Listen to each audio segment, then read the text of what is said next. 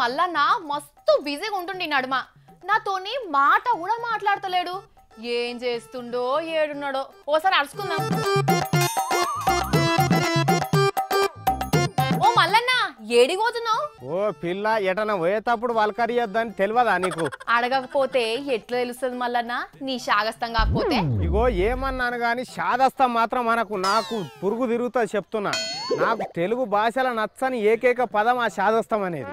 అబ్బో సరే గాని ఏడు కుర్తున్నావు ఎప్పు? చంద్రాల సార్ తానికి పోతున్నా. చంద్రాలు సార్ అంటే పక్క రాష్ట్ర ముఖ్యమంత్రి గా చంద్రబాబేనా? ఏందో అనుకున్నా గాని నీ మోకాలు మంచిగానే పనిచేస్తుందిగా రాములమ్మ. అసలు ఆయన తానికి ఎందుకు పోతున్నావో చెప్పు ముందుగాల. జర తప్పు అడుగుదామని పోతున్నా. ఆయననే పుట్టాడు దుఃఖంలో ఉన్నాడు, ఇక నువ్వు పోయి ఆయన నడుతావు గంతి.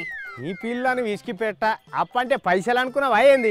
మరి కరెంట్ అప్పడిగేతందుకు పోతున్నా. ఏంది కరెంటా? కరెంట్ ఏంది కరెంటు?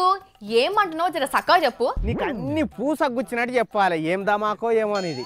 ఏమన్నా చెప్తే చెప్పు లేకుంటే లేదు, గంతే గాని మెదడు తిన్నాక చెప్తున్నా. అబ్బో మాయిలమే గరం అవుతుంది పిల్ల. ఏం లేదు రాములమ్మ, మన తెలంగాణలో కరెంటు మానాన్ని ఉంటలేదు కదా. అయితే గదే ఆంధ్రప్రదేశ్ లో అయితే 24 గంటలు కరెంట్ ఇస్తుండట చంద్రాల సారు. అవును నేను కూడా విన్నా. అందుకే మన తెలంగాణకు జరంత కరెంట్ అప్పిమని అడుగుదామని పోతున్నా. అంటే అన్నా అంటావు గాని నువ్వు పోయి అడిగిస్తాడా? ఎందుకేడు మనం తెలుగోళ్ళమని చెప్తా. ఈమంట ఇస్తాడు గంతే. ఏంది చేసేటి కొత్తిమీర కట్ట ఆయన ఇస్తాడని నువ్వు కలగంటున్నావు గంతి. ఏ పిల్ల చంద్రాల సార్ ఏమంటాడు ఎప్పటికీ? ఏమంటాడు? ఆంధ్రప్రదేశ్ తెలంగాణ 2 కన్నుల సొంటి అంటాడు కదా.